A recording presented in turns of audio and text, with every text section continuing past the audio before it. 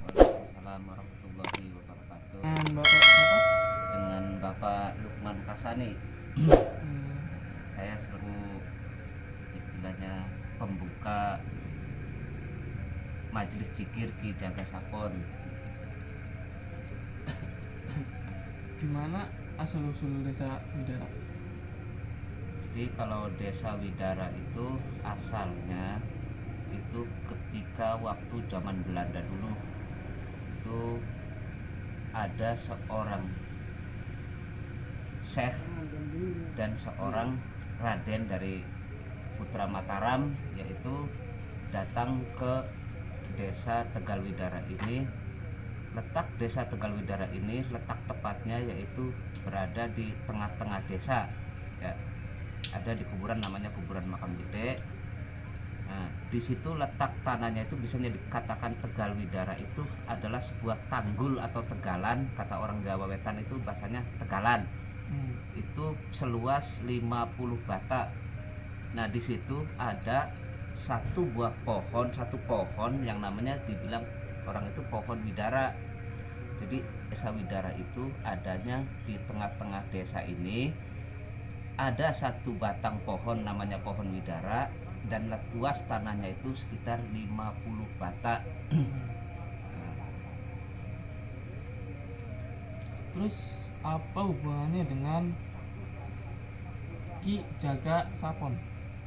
Jadi kalau Ki Jaga Sapon itu kalau kata orang-orang dulu tuh ya bisa dikatakan pegeden ya bisa dikatakan aku ya bisa dikatakan orang yang awal menempati di sini ya bisa. Jadi Ki Jaga Sapon ini memiliki banyak nama dan memiliki banyak pengikut. Di antaranya nama dari Ki Jaga Sapon sendiri ada beberapa versi yang mengatakan bahwa Ki Jaga Sapon itu adalah dia seorang sultan turunan dari Demak yang berasal dari Mataram yang dijadikan minantu oleh Raden Fathaillah. Namanya adalah Raden Surya. Raden Surya ini membawai beberapa pasukan dari Demak ini ketika waktu zaman Belanda dulu, ketika perang Batavia. Ketika perang Batavia itu pasukan Mataram yang melewati tanah darat, nah, itu ada yang banyak yang mampir di daerah-daerah Cirebon, Indramayu ini. Salah satunya yaitu di daerah Widara yang disebut Widara ini. Kebetulan pas di daerah Widara ini juga beliau membentuklah pasukan Telik Sandi yang disebut pasukan Jaga Sapon. Pasukan Jaga Sapon ini juga dikaitkan lagi dengan nanti setelah beliau mendiami desa Tegalwidara ini dengan kaitannya dengan Kesultanan Cirebon. Maka di sini juga Ki Sapon atau Ki Jaga Sapon ini seringkali disebut Ki Sopani oleh orang-orang desa Tegalwidara, tapi beda sebutan dengan orang Kelampok. Orang Blok Kelampok itu menyebutnya adalah Ki Serpin ya. Jadi antara Ki Serpin dengan Ki Sapon ini mereka adalah berbeda. Tapi ketika itu perjalanan hidupnya sama.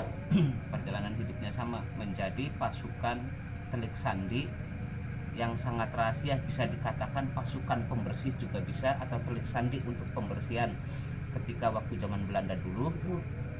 Nah, kemudian yang namanya Ki Sapon ini sering orang menyebutnya adalah beliau adalah Raden Surya, ya, Raden Surya. Raden Surya berarti beliau adalah Adipati Unus, ya, Adipati Unus.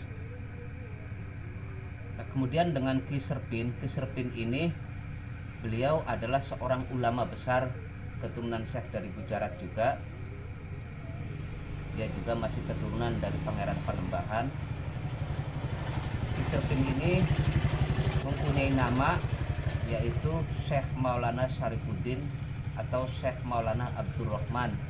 Kebetulan petilasannya juga di Desa Tegal Mulia atau Blok Widara juga di sini ada, di Istana Jepura juga ada. Jadi kalau di sini yang saya duduki ini sekarang adalah sebenarnya tempat pertapaan atau tempat persembunyian dulu, tempat pengasingan, tempat penyucian, atau bisa dikatakan kalau para ulama adalah tempat kholwat, tempat pendekatan diri kepada Allah.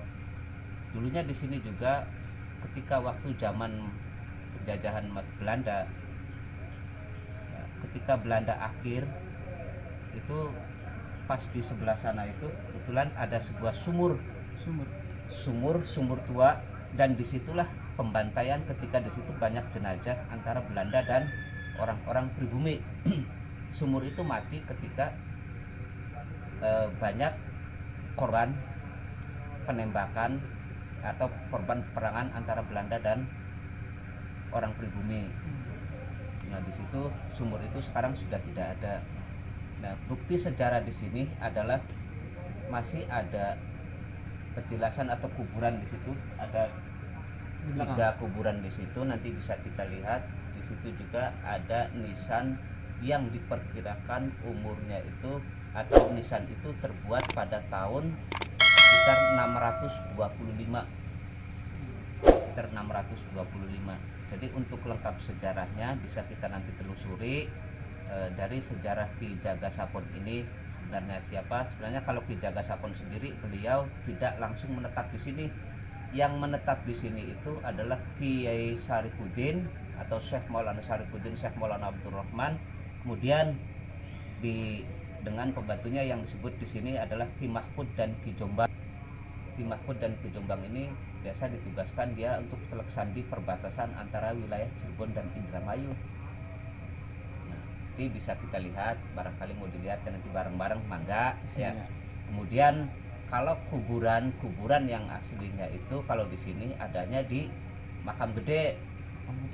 Makam Gede itu adanya di pas tengah-tengah desa sini. Di tengah-tengah desa, di situ ada disebut kuburan awal, kuburan Makam Gede. Nah, itulah yang disebut awal mula desa Tegal Widara. Nanti kita bisa lihat nanti ke sana langsung. Di situ ada kuburan panjangnya sekitar 4 meter lebih. Itu jumlahnya, yang panjang itu ada 3, semuanya jumlah di situ ada 9 kuburan atau 9 makom.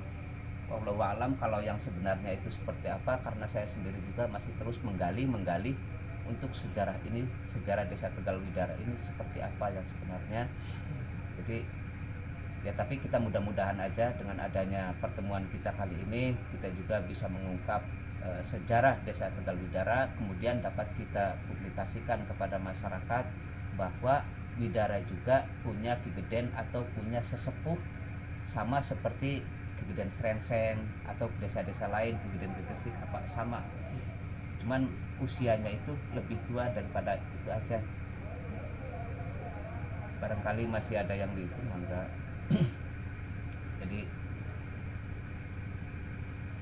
nah, rencana kedepannya ini di sini itu yang diperintahkan oleh beliau yang mengenai tempat yang saya tempati ini sebenarnya untuk tempat penenangan diri. Satu, bisa dijadikan juga untuk sebuah padepokan yang intinya untuk pendekatan diri kepada Allah, untuk membersihkan diri kita sendiri, belajar benar kata orang Jawa ya, belajar benar atau belajar bebener.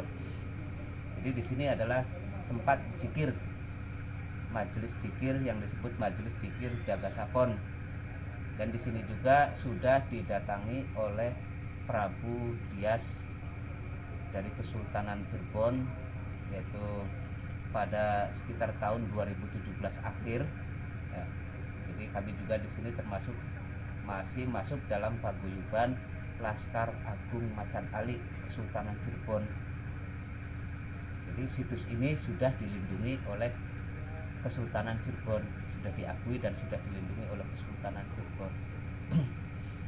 Jadi saya rasa itu saja dulu untuk penjelasannya. Mangga barangkali nanti ada masih